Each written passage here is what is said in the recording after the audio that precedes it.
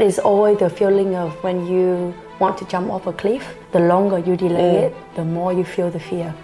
So for me, I jump. I went abroad to UK to study A level, and then I applied to university in Scotland. Then you got here one graduate entrepreneurship. So why some of my friends like you go for the sponsorship path with the company. I would go through a similar path, but with the university, I wasn't ready for it, and it wasn't the right timing for me. So yeah, I was heartbroken. It was like you have to unlearn your own dream to carve a new path. But the soothing thing was I knew that was a path that I want. Hi, it's me, Ellen. Welcome to a special episode of London. It's a special episode because I'm actually not in the UK, and our guest today, Emily, is based in Melbourne. But she did actually get to the UK and did go through the visa securing process, but her path is not conventional.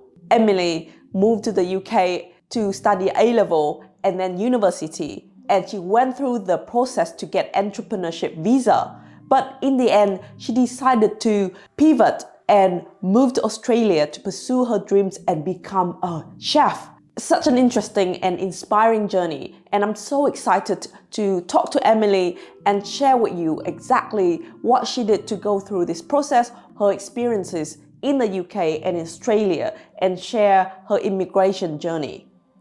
So, I think that's Emily. Let's go and welcome Emily to my home studio today. Hi, welcome in. Welcome, Emily. Thank you for joining me at my new home studio for a special episode. It's such an honor, and thank you for inviting me. Congratulations on your podcast. I'm so excited for you. Yeah, thank you. And I'm just thinking about how long we've known each other and how special it is that now we are sitting here and doing this together. Ellen, it's been a special 10 years. I remember when you first say hi to me on airplanes.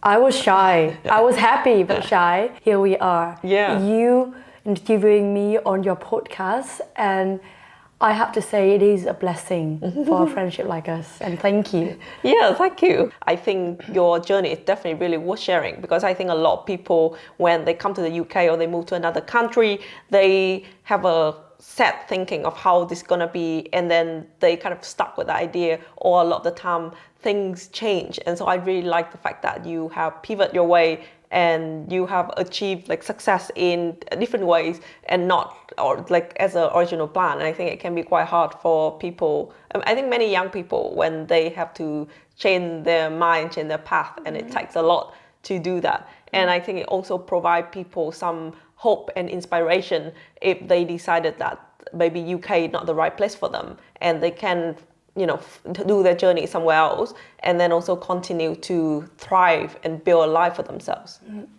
You're right, and it is a very kind word to hear what you say. Now looking back, yes, I think I was right to say no, but growing up, even when we first went abroad, we were introducing to the concept of saying yes to everything. So learning how to say no, learning how to stop, learning to know that this time to move on is important. And looking back, I think it was a valuable lesson, and I was very lucky that I managed to say no, and then I find my way and keep move on with life. Yeah, and as in it's not the end all and be all, and I think that it takes a lot of courage and a lot of mental flexibility and resilience to make that pivot and then continue on a new path, or thinking, so now what's next? Instead of dwelling on the fact that, oh, this doesn't work out, or this is not as what I thought it would be, and get stuck there. And I think a lot of people might get stuck there. I think at the same time back then, I admire friends like you who know what they want and resiliently stick to their plan and manage to achieve what you achieved today.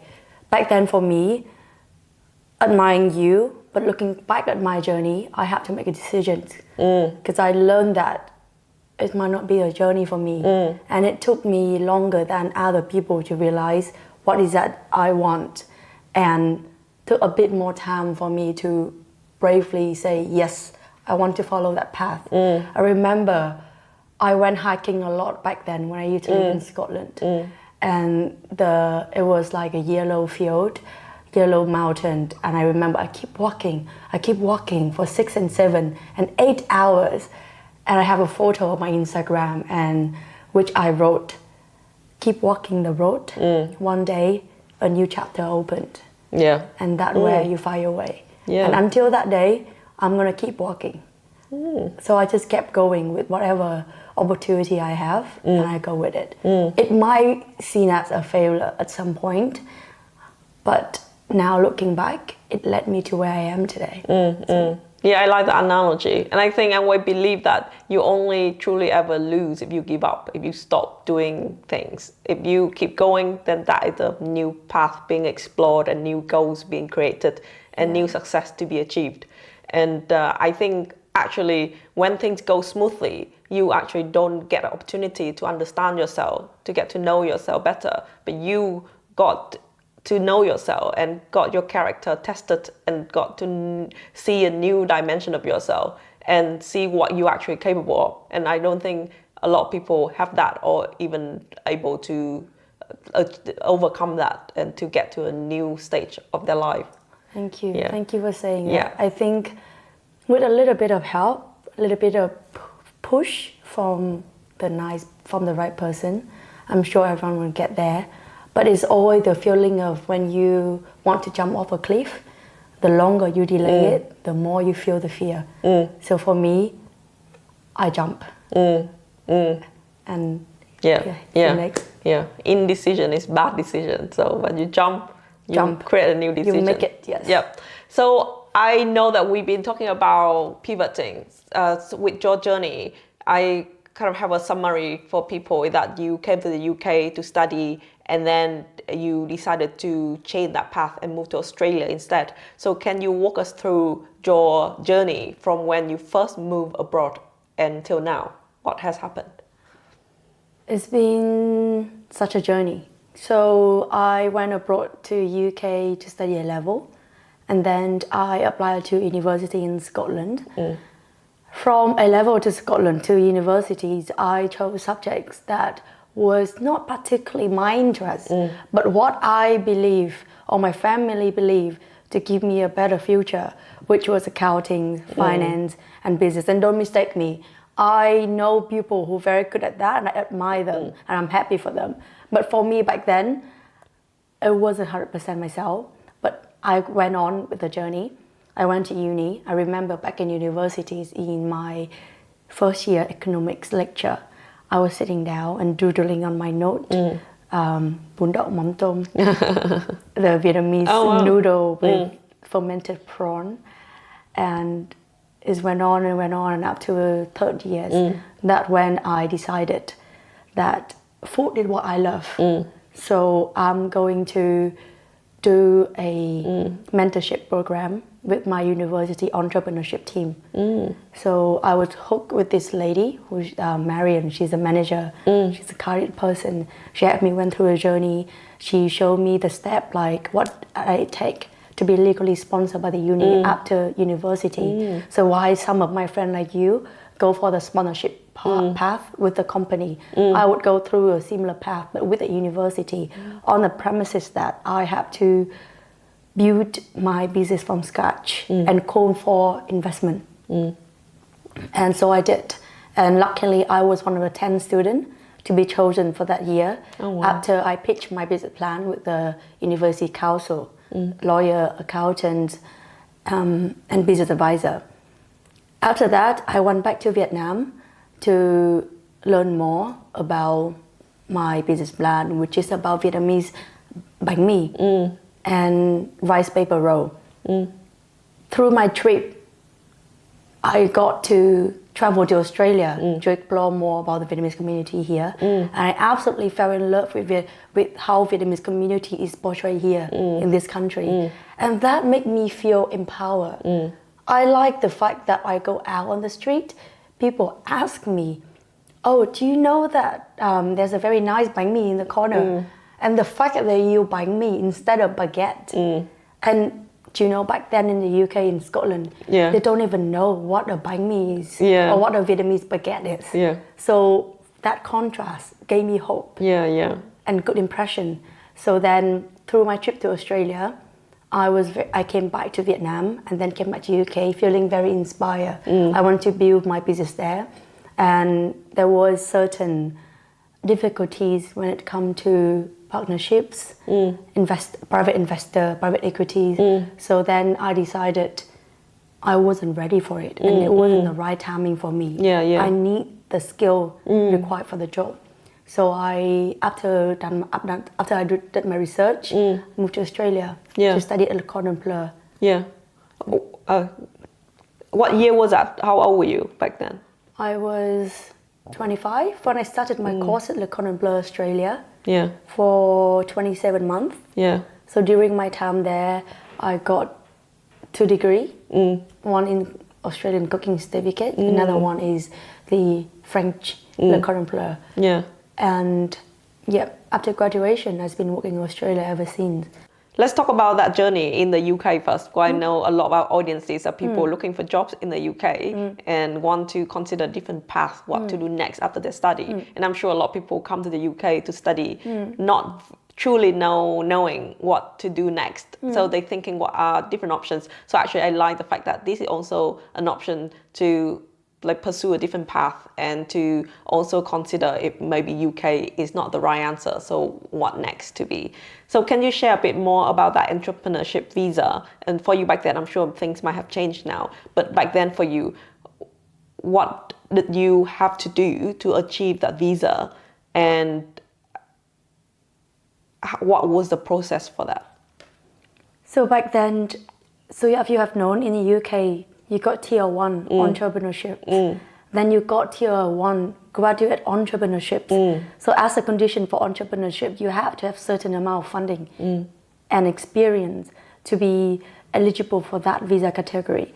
But with the graduate entrepreneurship, each university will have an entrepreneurship department where they have business advisor, will work with each student, interview the students to go through the different route to see if that is a potential business plan, was it innovative enough, was there a market gap for it, and how the student is going to carry out the plan.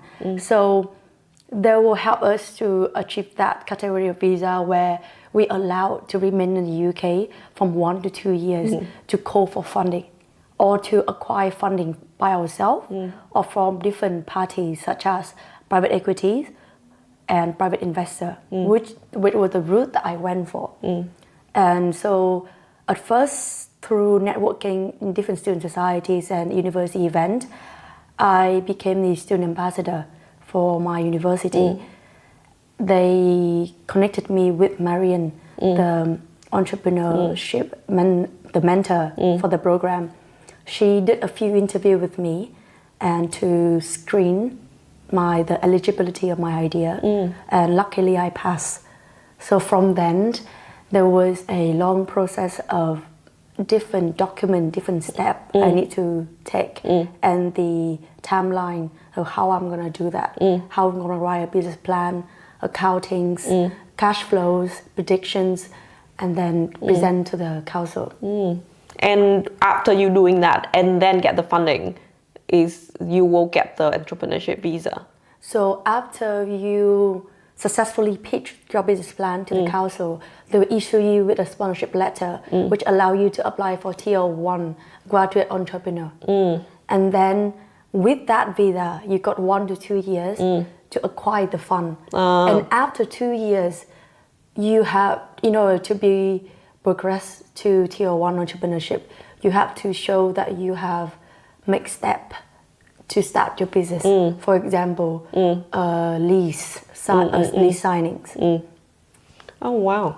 So I've actually never heard about this, but I think I might know some people who have gone on it, but I never really know about the details of that or if that even an option. Because most people only think about tier 2 skilled worker visa, like you say, sponsorship with a company. So how did you even know about it when you were at uni? So Ellen, there's a saying, there's a will, there's a way, right? So of course, I was stressed. I was worried as well because I really enjoy the diversity of the country. I like it, but then while all my friends was passionate about banking and going through different internships, all I care about was cooking and traveling to see different food. Then once I confirmed within myself that food is what I like, through my networking with TED Talk, so I was also like a head of sponsorship for TEDx University of Glasgow, and as a part of team gathering, I made a rice paper roll, gỏi cuốn, but instead of rolling for them, I presented on a table like a grazing platter, and help the team, show the team member how to roll the paper roll, and we have such a fun time together through dinner like that. They knew that I like it, food. So they start inviting me to different networking where I get to see more people who have the same interest. And that's how I got to know the department. Okay, so through all the events. On the event, it's difficult to say one or two events, but it is a many steps that taken. Yeah. When I did this rice paper roll, I did not know that there was a department. I did not know that my interest would lead me to the department or to that path. But I just kept doing it because I purely enjoy doing it. And the fact that it make people around me happy. And I kept coming back to do it. So then it led me to the path. The same as you, correct?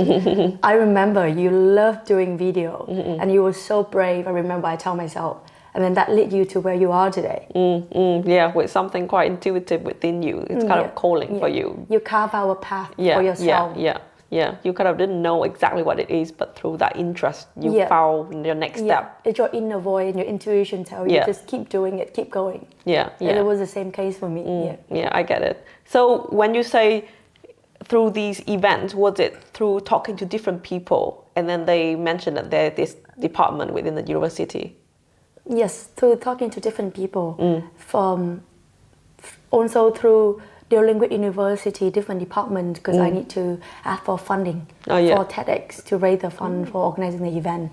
So through that, I got small talk. Sometimes small talk matter. Just small talk, ask each other, oh, what do you like to eat? And I say, oh, I like this, I like that. And then we say, oh, but there's not that many Vietnamese restaurants in the UK. And everyone was very curious about what is pho. Because I used to introduce the concept of how to spell pho. So you have to be really tired when you say the word pho. So that makes people curious. And they say, why don't you do something like that in Glasgow? Then I hit back. How? How do I do that? I need a visa. I need help. And then word by word through different person. And I got to meet the right one. Wow, that's so interesting. And it shows that your proactivity with those activities like TEDx and to lead something, to be driven by your own curiosity and passion that led to the option to actually make that happen. Thank you. Because look, I do believe in doing what you love and what you care about. Because the two things I love the most is connecting people together, which you can see through my activity with the student association in Scotland and TEDx.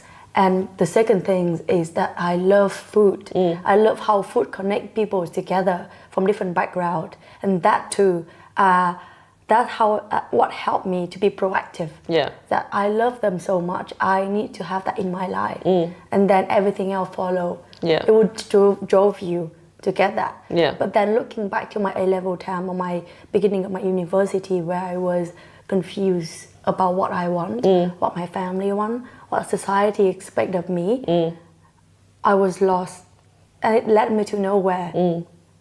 So no, I understand that. So when you were in the university, you got to the UK, did you have any idea of how your path would be like? At that point, did you think that I'm going to run a business? Or did you think that I'm going to find a sponsored job in the UK? Did you have any ideas at that point when you first came to the UK? When I first came to the UK, I, like many other students, I have a lot of difficulties when it comes to language, learning new lessons. But I would say still I was more doing something entrepreneurships. I was interested. I look at my grandfather, I look at my mother starting from scratch, from 0 to 1, and that inspired me to know that one day I'd love to be like them. And then at the same time, when I was in the UK, I got to see many friends like you who was ambitious, who want to be out there, put yourself out there, get the sponsorship job. I was inspired by that as well. So for me, I was in between two paths, entrepreneurship and sponsorship jobs. And at that time, the only option presented to me back in my A-level time was sponsorship jobs, / banking, / finance. So naturally, I would follow the flow. Yeah. No, it's true. But I think especially in our times as well, banking, finance, accounting, auditing was the most popular options, and everyone go into that because it's safe and that's where they sponsor. Yeah. But you know what funny? The advisor for my A-level course, she have like a one-to-one conversation with each of us. She asked me what I like after 2 weeks of me being there. I didn't even know my way to a market, and she asked me what I want to do in the future. And I said financial banking because of what everyone else chose. She was like, are you sure? But you don't seem to be the type of person who wants to take other people's money. Honestly, it was brutally honest back then. It hurt me. I was 17, but then now looking back, I have to thank her because that like knocked my head. It challenged me, and it made me question, what is that I want to do? Yeah. And how was it like to make the decision to leave the UK? Because at that point you also have spent a few years in the UK. So I could imagine making that decision to leave and change the path was not easy. Definitely not. Yeah. It was heartbroken. It's something that one hand, you feel like it's within your hand. This is your home. This is where you grew up. So you were 17. I've always thought that this is where I'm gonna be. This is where I'm gonna eat scone every day. To a second where now I'm gonna go to the beach every day. I mean, they are both good, you know. The beach sounds better. I think anyone in the UK would want the beach. Yes, I was lucky to choose between scone or beach, you know. That's the good problem to have. It was a funny joke, but anyway. So yeah, it was heartbroken. It was like you have to unlearn your own dream to carve a new path. But the soothing thing was I knew that was a path that I want. Yeah. So that was comforting about it. Yeah. How did you process that? It took me a year to process that. I remember watching a lot of motivational video. I read book. I went hiking a lot. I went cycling a lot.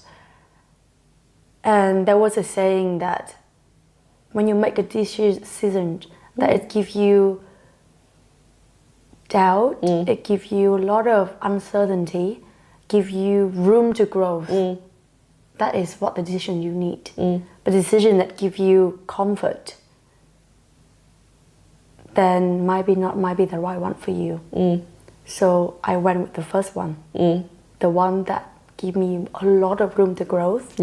But I do understand and I do agree with why you would choose a more comfortable decision. That is a normal path. If you can choose that, awesome. But just for my personalities, I know that the path gave me more room to grow. Would be better for me. And I was 25 at that point. So it is what it is. And how did you decide in Australia? I know that you went there before and had good memory of that, but I'm sure that's not enough to make the drastic decision to move there. So what did you do to research about it and then finally arrive that this is going to be my next journey? So the journey to Australia, it started with the tomatoes. I went to Australia. I ate a tomato in my friend's garden. I ate a tomato in the market. It's so juicy. It tastes amazing. It tastes like a tomato. It might be funny to say, but it tastes like a tomato. So I was impressed by the produce, the abundant of produce. I see different type of Vietnamese herb in the market, and it made me realize the position of Vietnamese communities in Australia, Yeah. I felt welcome. Even though as a tourist, I felt like home. And secondly, through eating in different restaurants and talking to people, I learned that Vietnamese people or Vietnamese food has integrated into the community to be a part of it. Yeah. You don't feel like you are an additional to the society, Yeah. but you feel like you are the society. Society is revolving around your community as well. And you see the word hello in Vietnamese at the airport. Yeah. You see symbol like Happy Vietnamese Lunar New Year. Oh. And that make you feel welcome. Yeah. That make you feel like there's room to grow. And thirdly, I see how creative Asian food is in Australia, how they use a local ingredient to transform the Vietnamese food. And I thought that is very relevant to my business plan, which is Vietnamese produce. I want to see how Australian version, Australian perspective on our traditional product. And that's where I am. And at the same time, Le Cordon Bleu Australia offer a variety of options for placement and guarantee longer placement compared to those of London with at a similar price. Yeah. Yeah. So naturally, I would go toward Australia, got the sun, got the qualifications, and got the right communities for me. Yeah. Yeah. And did you research about the immigration path as well? What is it like in Australia? I did. So during my trip to Australia for the first time, I did meet a lawyer. Okay. Oh. And we did discuss the path, different path, business-wise and work-wise. And lucky for me, chef was in the short skill list. Yeah. So it was right bang on. And judging from the fact that I was genuinely and passionate about chef, so it was natural path for me. Yeah. What does it take to be a resident here? To be a resident here, there's more than one pathway, which is very good to hear. Yeah. Depending on where you are in your career, where you are with your education level. For me as a chef, I have to have Australian qualifications, advanced diploma to minimum. And after graduate, I need a skill assessment with the government to verify that I am highly skilled for my job and I'm qualified for the skill list. Yeah. And after that, with the skill assessment and the qualification, I can apply for first sponsorship with the restaurant. Or secondly, I can apply to be independently sponsor myself, which is the point-based system. And that system is very flexible. You could apply while you're in Australia, or you could be living in the UK and apply and wait to be invited.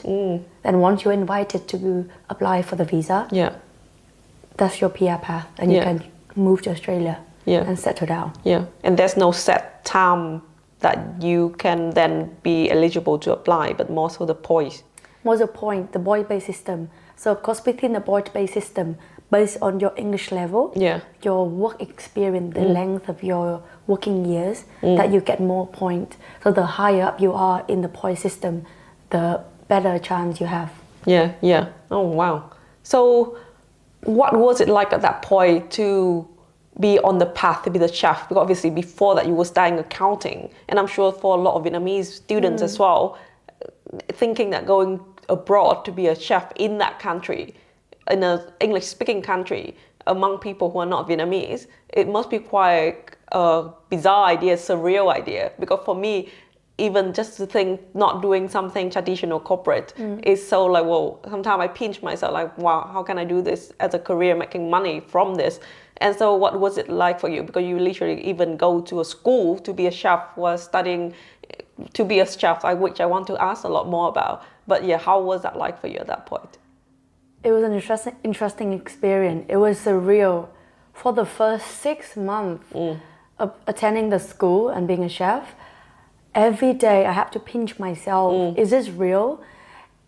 Am I living a dream?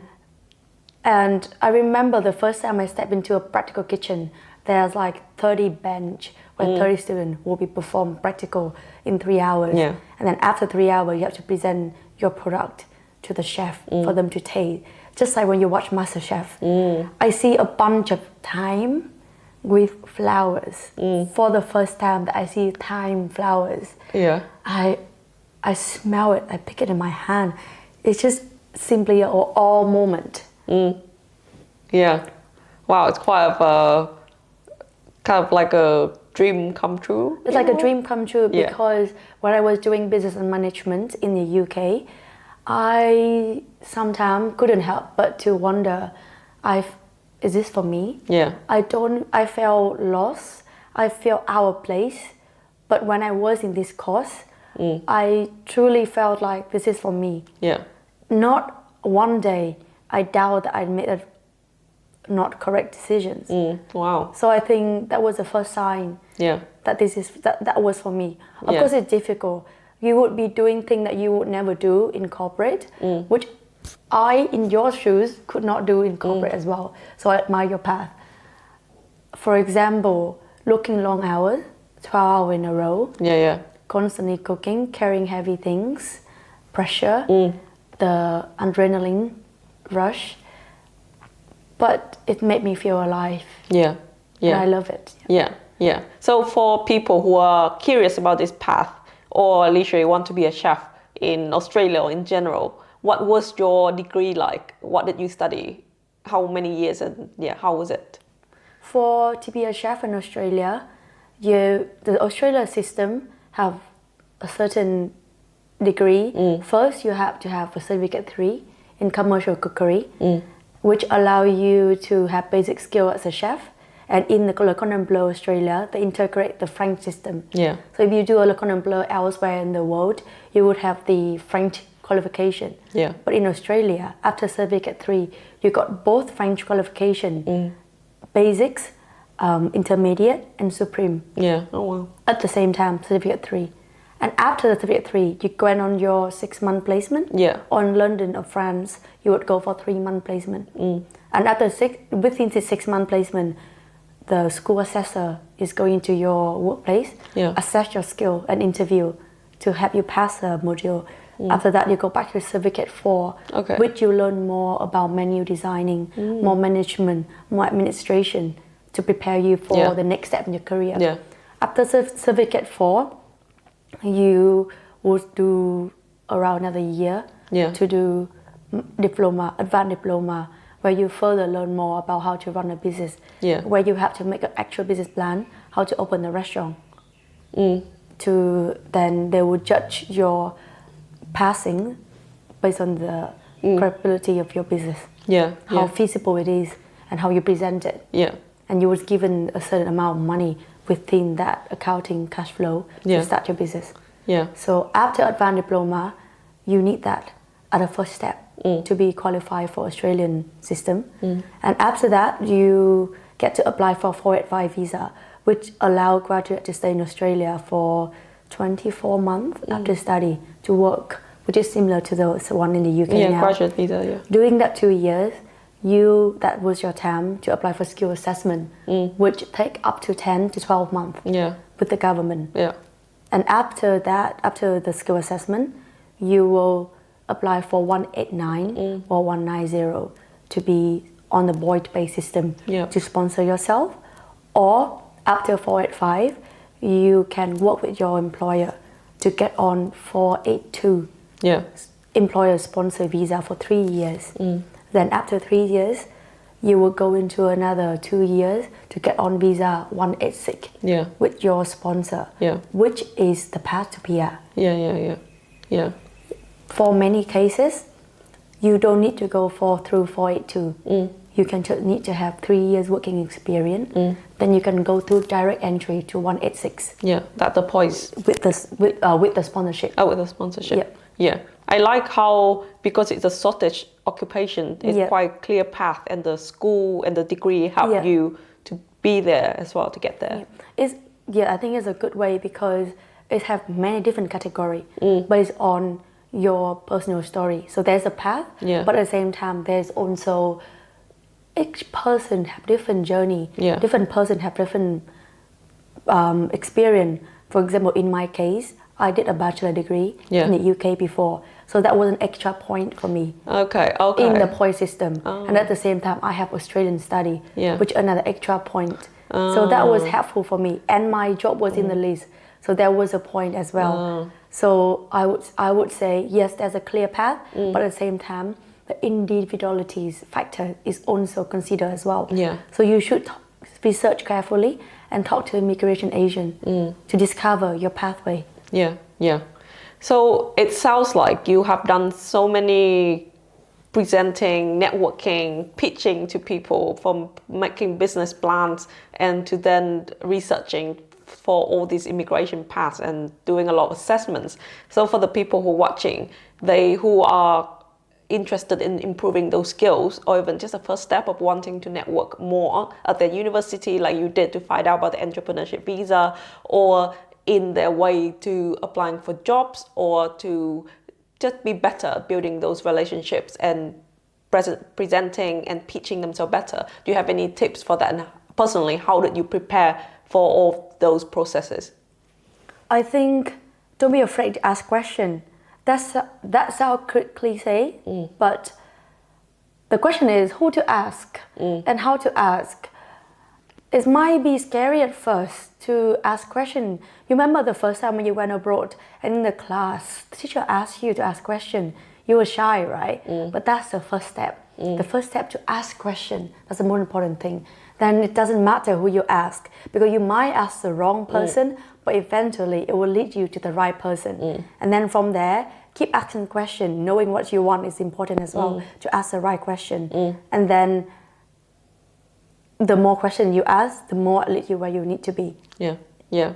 How did you decide what activities or things that you need to make your case better? For example, just the fact that you did the TED Talk in Glasgow, or that you come here and you look for different placements and different restaurants to work in to then jump to the next steps. How did you make those decisions? I think I first started like everyone else. I joined university. I went to freshman fair. I went to different societies, talked to see what is there. Is it the right thing for me? And when I'm at those societies, I try to talk to people. I try to open up and talk. There's a saying, fake it until you make it. Yeah. So I was naturally a shy person, but I pushed myself to talk, even though my English might not be the best back then. But I talk, and some kind people appreciate I made an effort. So they start talking and open up to me. And through that, I ask questions. What is it like? How can I get sponsored here? How do I get a job? And then they telling me about their path, their story. And they tell me, oh, I might know someone else who want to go through a similar path. So initially, I joined TED Talk because through a contact I got through HSBC summer internship, which I have to say it wasn't for me. But then I got to make a contact that led me to TEDx. And even when I did TEDx, the initial plan was, first, of course, I like TEDx. It helped me to learn a lot about myself and to be confident back then. And secondly is help to build my CV to be better and involved in fundraising, which is finance-ish.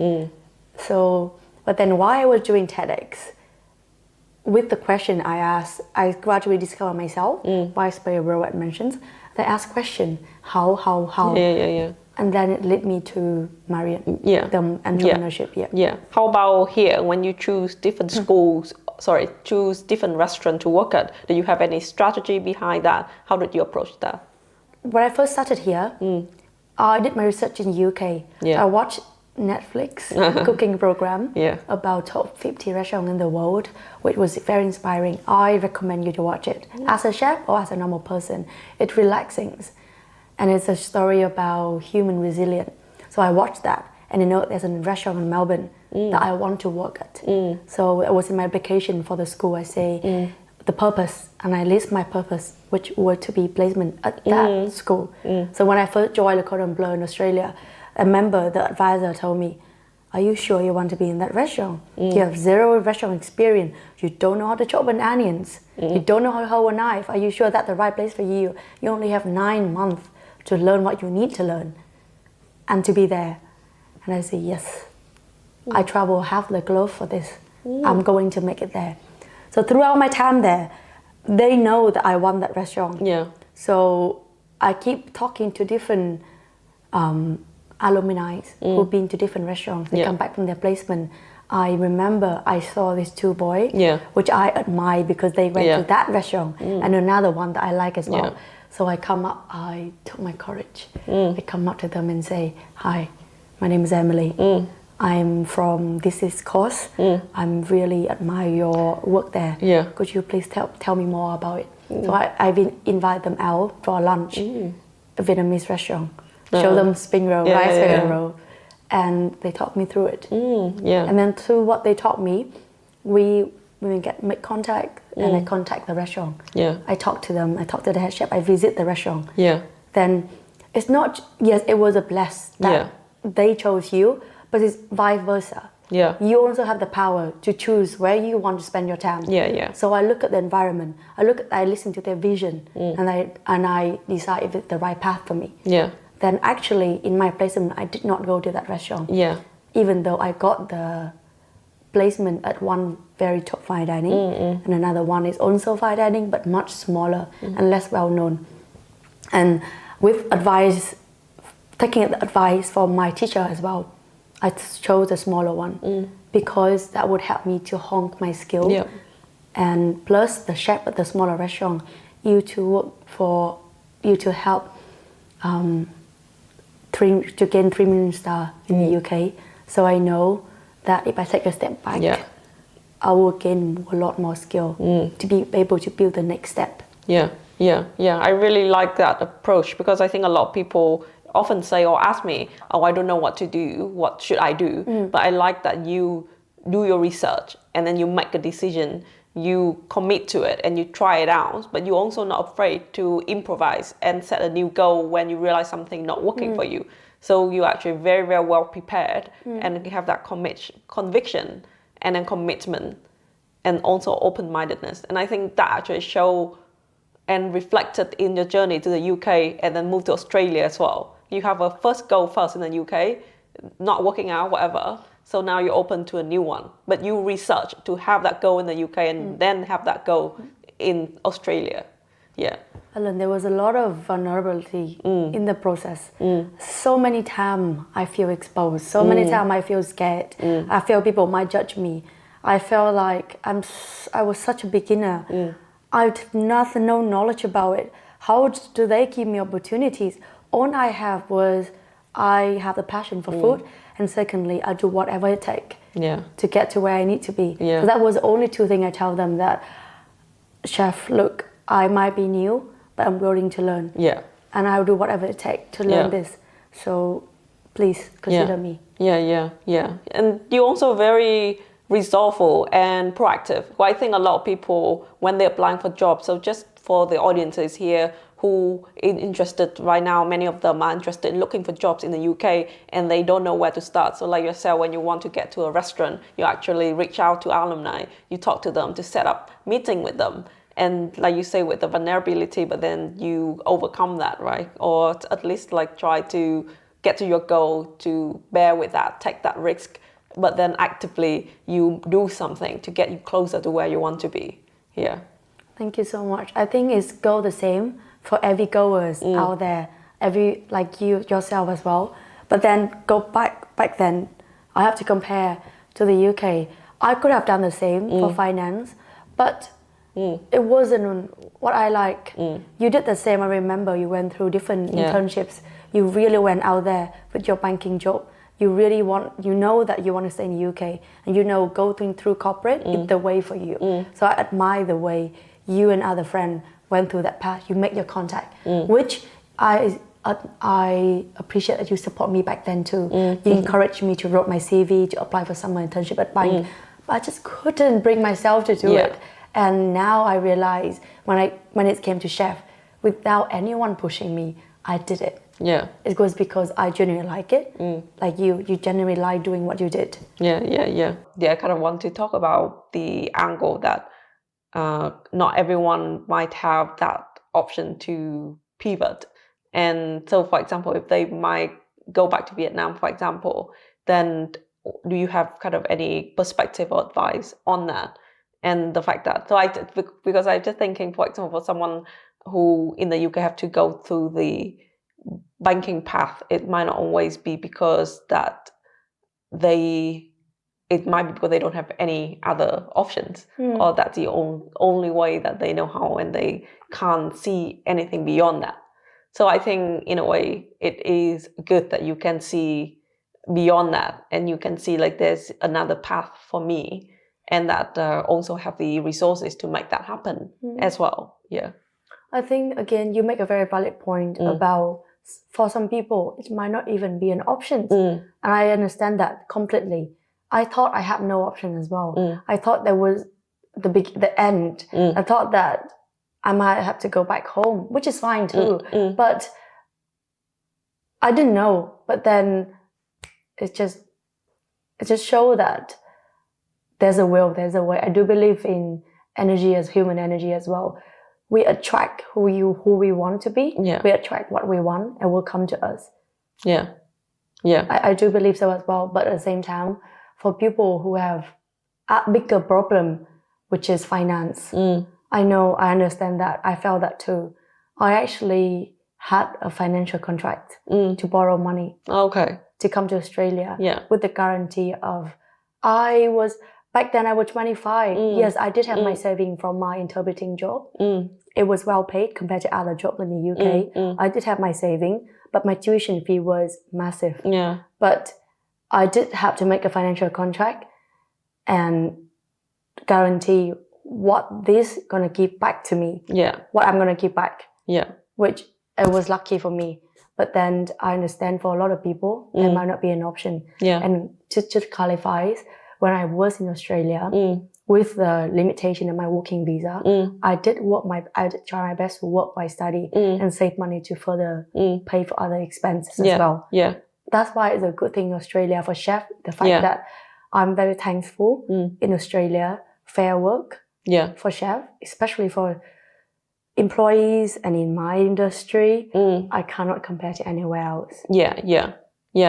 So that's a big help as well. Yeah. No, I have no doubt that I'm sure that it takes a lot to be here, and I'm sure that schools, especially for international students and foreigners, are very, very expensive, even with family support. But I just want to acknowledge your point that we do need some support as well when we make a big change for people who might feel like, oh, I can't do that. And but I also think that even if the path is not to Australia but to Vietnam, the same approach, the same strategy can be applied to start something new in Vietnam as well, to learn something new in Vietnam.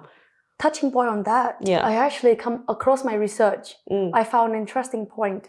There's a lot of organizations in Vietnam for children living in the street to come to Australia and study in my school.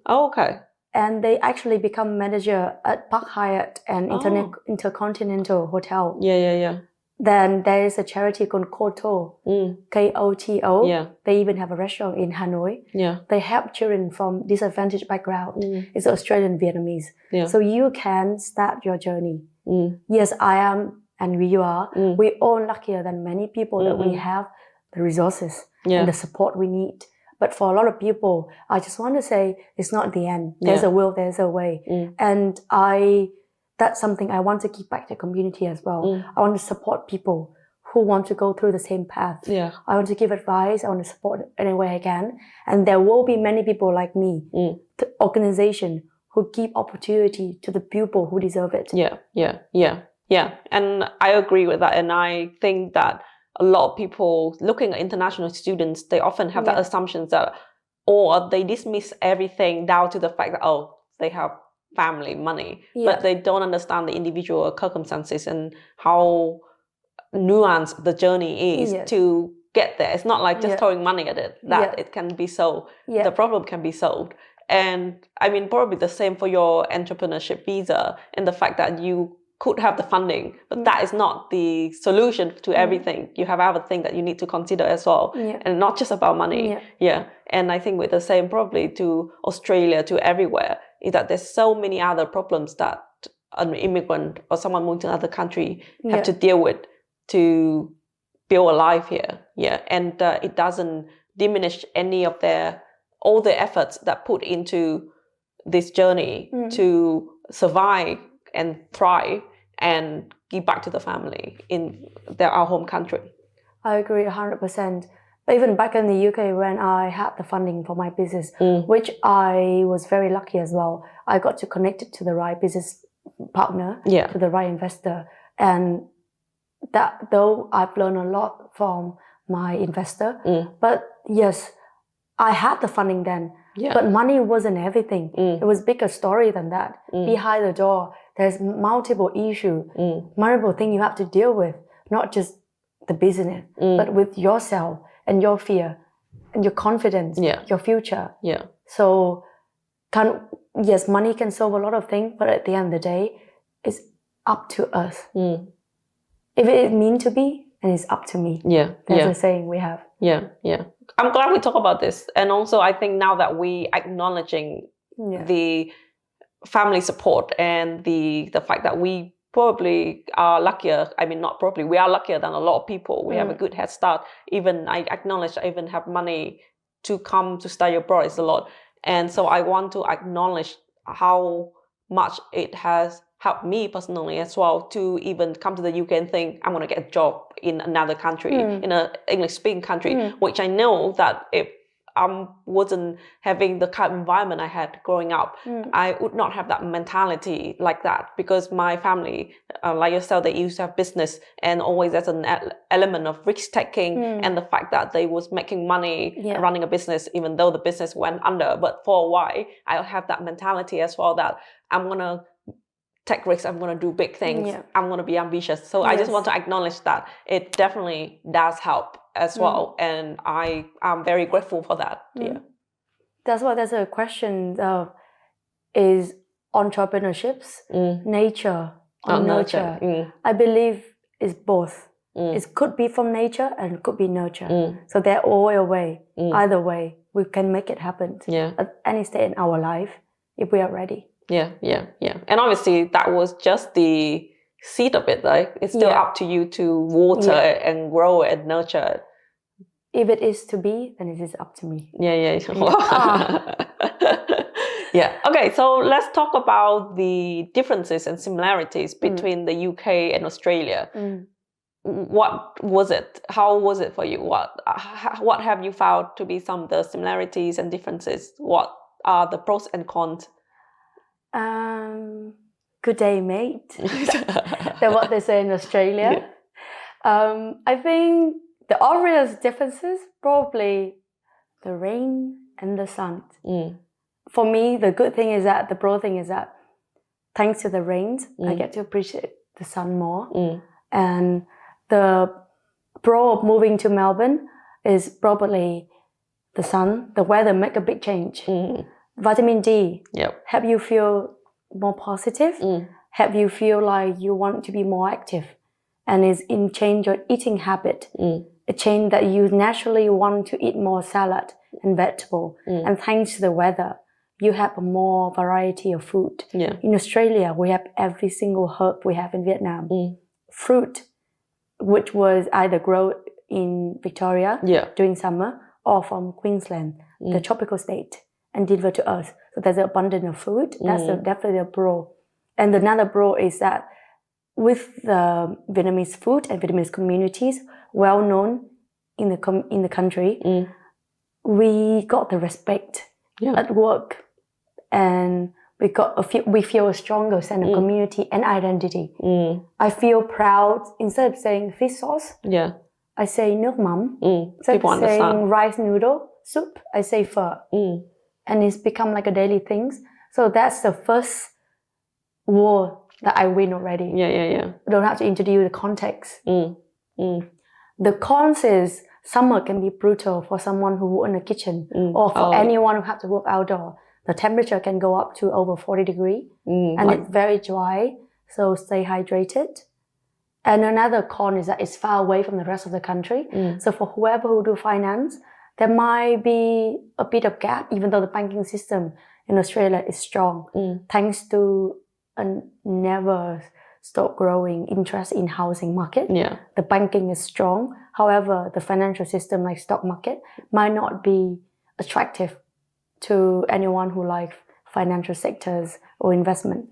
And another call it because it's so far away from other country. Some logistic delivery might be delayed. But then I think when you make a decision, you make an adjustment to all those things. So difficulties can be overcome nowadays with technologies and social media. So I think it can be balanced out. Yeah. The similarity is probably Melbourne is similar to UK in the way that 4 seasons in a day, which you have experienced in the past few days, isn't it? The difference is, like I've said, just weather and how Vietnamese community is portrayed here. I like that point, and I think especially for our audiences living in the UK and as international students or people working in the UK right now, it's important to acknowledge that if we feel like a bit different or like the other or like a bit like an alien, it is normal. Because like you say, it lacks that context in the UK than Australia. You feel a lot more easier to fit in here, to just feel like a person here instead of like you are different. So in the UK, I think a lot of people experience that, but they could not really articulate that, or they think that it's their problem and not the fact that just the society is not diverse enough yet, and it still view Vietnamese as otherness, which is, I guess, right now it is quite. It's just a natural thing, right? It's just not that many people, Vietnamese people, in the UK compared to in Australia, and I like that when you moved to the UK and then you moved to Australia, you felt a distinct difference like that, and it made it a lot easier and happier to be here, right? Also, to elaborate more, back in the UK, even though there was a differences in how Vietnamese was perceived and Vietnamese culture was perceived in the UK, I was lucky because I was surrounded by a group of international friends who appreciate me for who I was and helped me find beauties in my own culture. They helped me realize that they don't mind fish sauce. I was shy to introduce fish sauce to my friends because of the smell and the newness of it. But they appreciate it. They appreciate the rice paper roll because of me, because I was their friend. But then again, in Australia, the extension is significant. They appreciate the fish sauce not because of you, but because of the superior, the technique behind the fish sauce. It's a fermentation, and it's also related to acid lactic, which you find in a lot of other fermentation products in other countries, like, for example, sauerkraut in Germany, kimchi, Korea, or pickle mustard in Vietnam. But then, for some reasons, when you say sauerkraut, it always sounds more fancy, more mainstream than Vietnamese mustard, pickle mustard, or kimchi. But nowadays, kimchi is going up in the market, like getting more recognized, the value is recognized, which is great. The same going for Vietnamese product like mắm tôm, prawn sauce, or nước mắm, fish sauce. There's a restaurant in Denmark called Noma. They is the leader in hospitalities. They change how we, not only chef, but also consumer, perceive the product. It's not just a cultural product, but a scientific product. They learn from Asian technique of fermenting the prawn shell to become prawn garum, that's what they call. Or in our country, we call it prawn sauce or prawn mắm tôm. And in other countries, like in Thailand or in Philippines, they have their own version of prawn sauce. And that's something seemingly different, but very connected to identity, personal identities. And from being confident to share your food as it is, it relates to how you share yourself as who you are and finding yourself, and to say, I am Vietnamese. I am proud of it. And when I managed to say that, I find the richness in my culture, and I felt stronger. And I felt like even if there was discriminations, I would be fine because I'm okay being who I am. Yeah, I think that is like an amazing analogy and how you describe that, because I think that's something I feel missing in the UK. As in, the level integration is not that deep, but the level appreciation is not that deep as like what you say, actually thinking of Vietnamese culture and food and everything as higher in a way and in a positive way. But in the UK, it still feel like at the experimenting stage or at the trying it out stage instead of appreciate it as something like on its own, you know.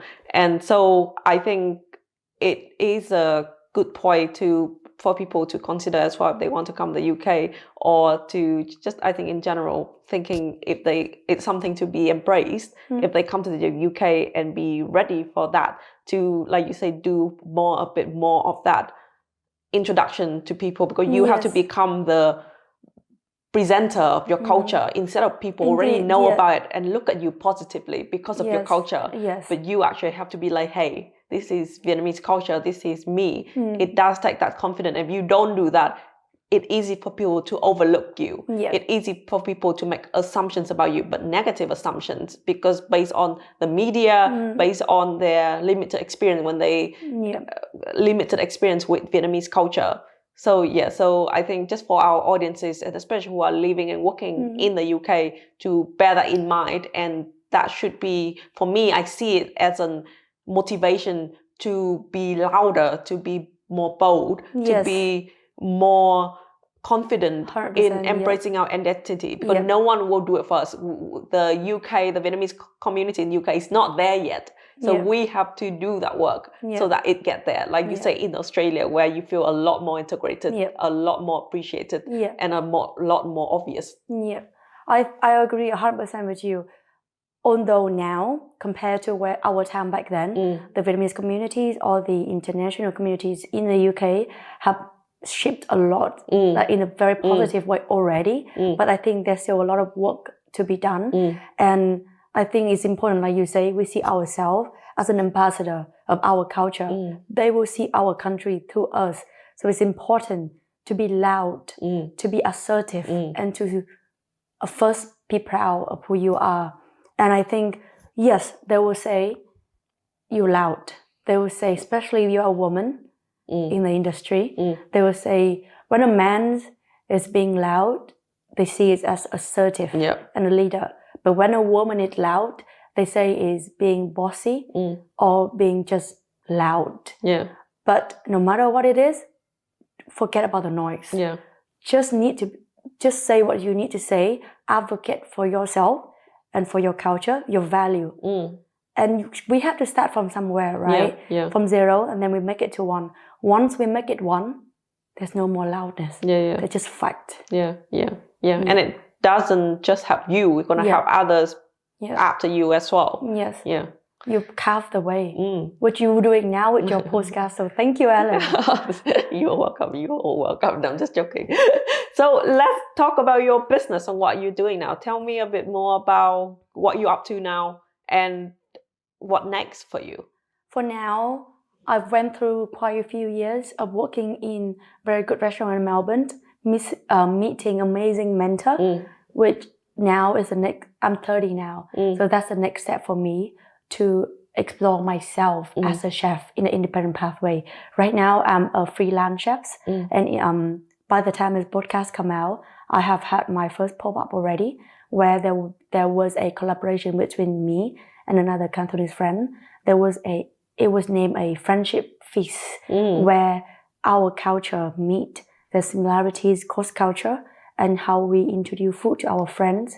The concept was to invite people to come, strangers to come, have food together, share story, and to promote Vietnamese rice paper roll in the grazing style, in my style, no longer rolling.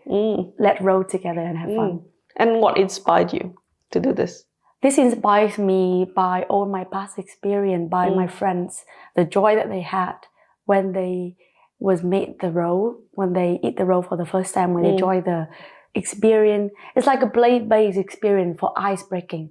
So it's great for just a casual, catch up between friend evenings, or even like corporate event, team building, or for like a family gathering. It's really bring people together, because one, you sit down around the table, you play with ingredients, you mix and match. Big roll, small roll, messy roll, nice roll, doesn't matter. It's just fun. It's just making fun of each other.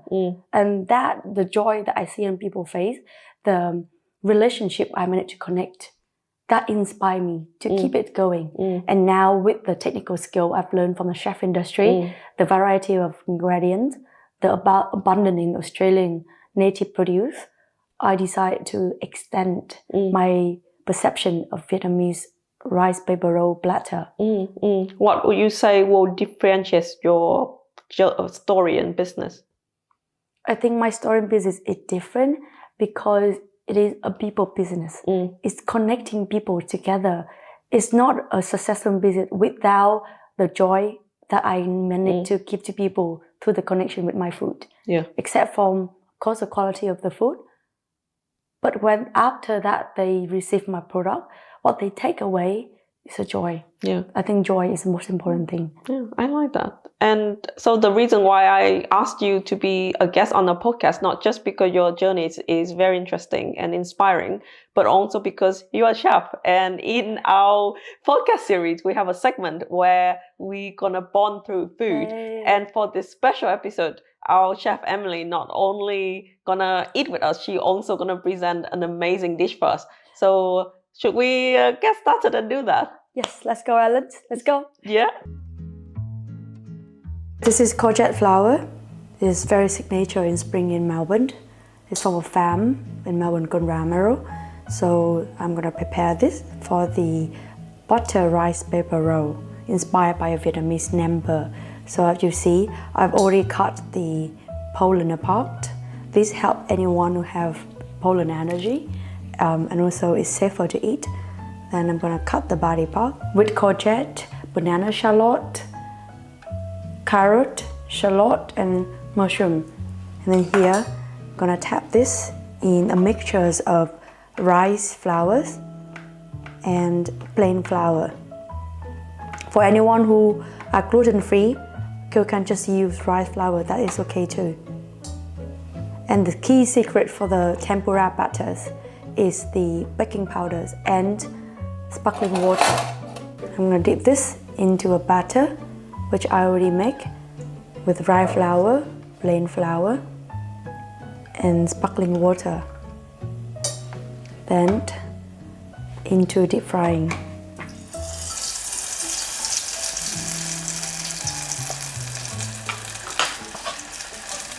Remember to rotate it a little bit to make sure it fries evenly. It's tempura batter and it's courgette flour, so it fries super fast, less than a minute. And then I'm going to season it with my herbal seasonings, which to give it some flavor and to retain the moisture. The salt should drag all the wetness out of it and help it to stay crispy for a long time. Voila.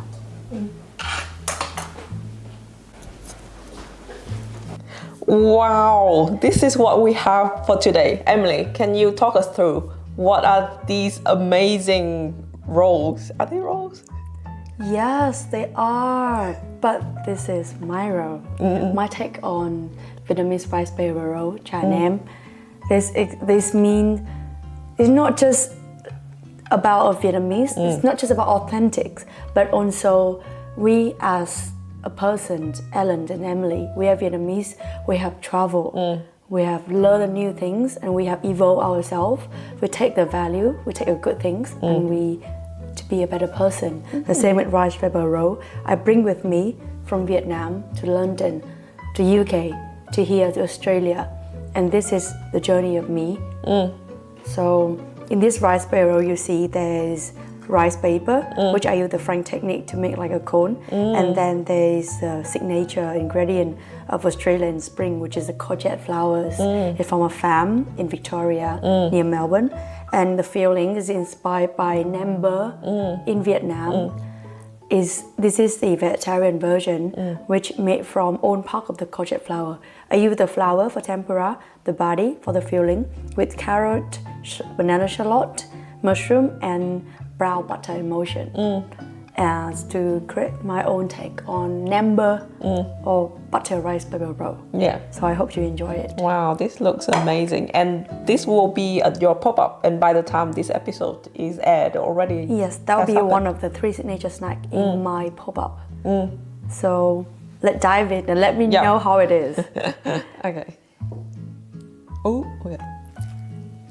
So how do we eat this? How do I eat this? So there's a different way. Some people can just take it out, eat it, or if you want to enjoy it, just bite it.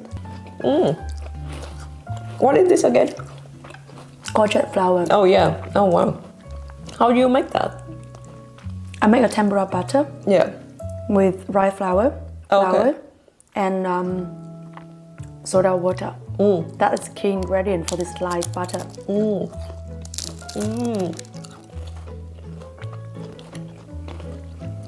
I usually don't eat courgette, but this tastes amazing. Thank you. Wow. I hope it's an interesting way to make people eat more vegetables. I was thinking that, and this is perfect for someone like me who want to eat more vegetable. And this is so easy to eat and so tasty. Thank you. I'm glad you like it.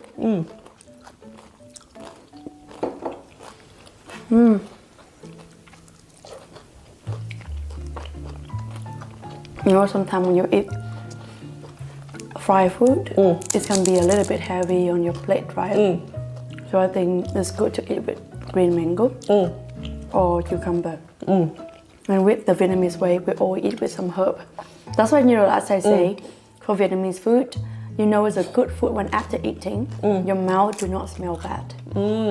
So there's a misconception of you go to a Vietnamese restaurant, it must smell bad. That's not true. You should feel full of fragrance of herb and it should not be smelly. What is this sauce?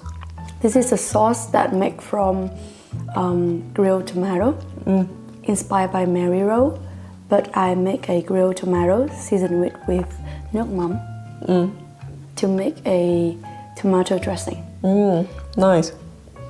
Thank you. This is amazing. You're welcome. I'm glad you like it. Yeah. Yeah.